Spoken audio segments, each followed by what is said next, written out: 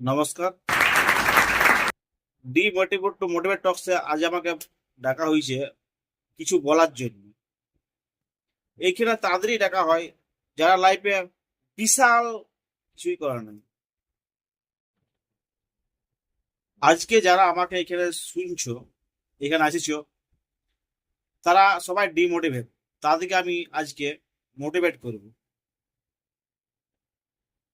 আর তোমরা ডিমোটিভেট বেকার বলেই শুনছো।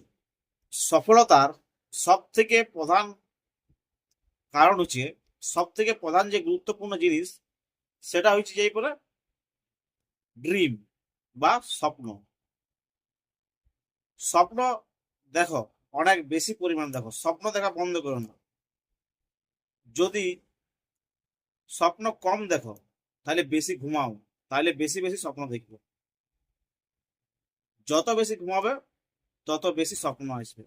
তাই স্বপ্ন দেখা কিন্তু বন্ধ করা চলবে না। সফলতার দ্বিতীয় ধাপ হচ্ছে লক্ষ্য। তোমরা তোমাদের লক্ষ্য ঠিক রাখো। তোমাদের লক্ষ্য হচ্ছে 1 লাখ টাকা ইনকাম করা। 1 লাখ টাকা ইনকাম করো, কিন্তু সেটা যত সময় লাগুক, 1 বছর লাগুক, 2 বছর লাগুক, 3 বছর লাগুক, 1 লাখ টাকা ইনকাম করতে হবে। সেটা মাসে না হলেও বছরের পর বছর হলেও ইনকাম করতে হবে 1 লাখ টাকা। 1 লাখটা যেমন 2 লাখ না হয়। সফলতার তৃতীয় পয়েন্ট হচ্ছে স্ট্রাগল। স্ট্রাগলের কথা বলতে গেলে আমার নিজের স্ট্রাগলের কথা মনে আছে। আমি ছোট থেকে কি পরিমাণ স্ট্রাগল করেছি।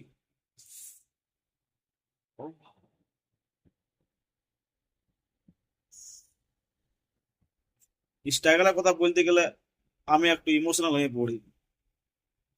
ছোটতে আমাদের ঘরে দুপুরে ভাত হতো না অনেক সময়। আমি দুপুরে মোটামুটি 15 মিনিট খাইতাম না। তারপর আমি সুইগিতে অর্ডার করতাম বিরিয়ানি বা পিৎজা, বিরিয়ানি বা জিরা রাইস বা চিকেন কষা রুটি। সেটা খাই আমি কাটাতাম দুপুরে না খাওয়ার পর। আমাদের ঘরে কোনো টেবিল ফ্যান ছিল না। আমি আজও টেবিল ফ্যানকে মিস করি, টেবিল ফ্যানের হাওয়াকে। কারণ ঘরে এসি লাগাই দিয়েছিল, কুলার ছিল, সেই যে টেবিল ফ্যানটা আমাদের ঘরে ছিল না। অনেক সময় রাতে খাওয়া হয়নি, কারণ বন্ধুর সাথে ফিস্ট থাকতো। সেই ফিস্টে খাই সারা, ঘরে না খেয়ে ঘুমাইতে ঘুমাইতেও খাওয়া হয়নি। তারপর সেই সকালে উঠে পর খাওয়া হতো। মাটির কলসির ঠান্ডা জলও পাইনি। আর জল আনতে যেতে হতো অনেক দূরে, কারণ ফ্রিজটা ছিল অন্য ঘরে। আমার রুম থেকে ওই রুমে যেয়ে পর জল খাইতে হইতো। স্কুলেও আমি খুব মেধা স্টুডেন্টই ছিলাম। আমার রোল নাম্বার ছিল 165, যা শেষ দিক থেকে 1 নম্বর। কিন্তু মাস্টার আমাকে খুব ভালোবাসত। কোনোদিন ক্লাসের মধ্যে আমাকে লিল ডাউন দেয়নি, ক্লাসের বাইরে দিত। ক্লাসের স্যারদের আমার প্রতি একটা এক্সপেকটেশন ছিল যে আর কিছু না হোক চুরি করে হলেও খাবে। তাদের এক্সপেকটেশন তো খুব একটা ভুল ছিল নাই। আজ আমি সিবিএস এর চেয়ারম্যান।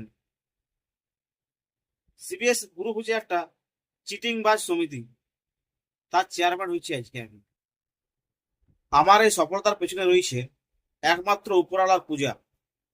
আমি পূজা ম্যামের কথা বলছি, যিনি আমার গুরু। তাকে প্রণাম করে আমি আমার সফলতার স্টোরি বলবো। সফলতার স্টোরি শুনতে গেলে আপনাদেরকে পার্ট 2 এর জন্য অপেক্ষা করতে হবে। তো সুস্থ থাকুন, ভালো থাকুন, আর চ্যানেলটাকে সাবস্ক্রাইব করে দেন, আর পেজটাকে ফলো করে দেন।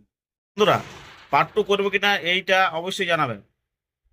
আর ফার্স্ট পার্টটা কেমন লাগলো সেটা কমেন্টে জানাবে।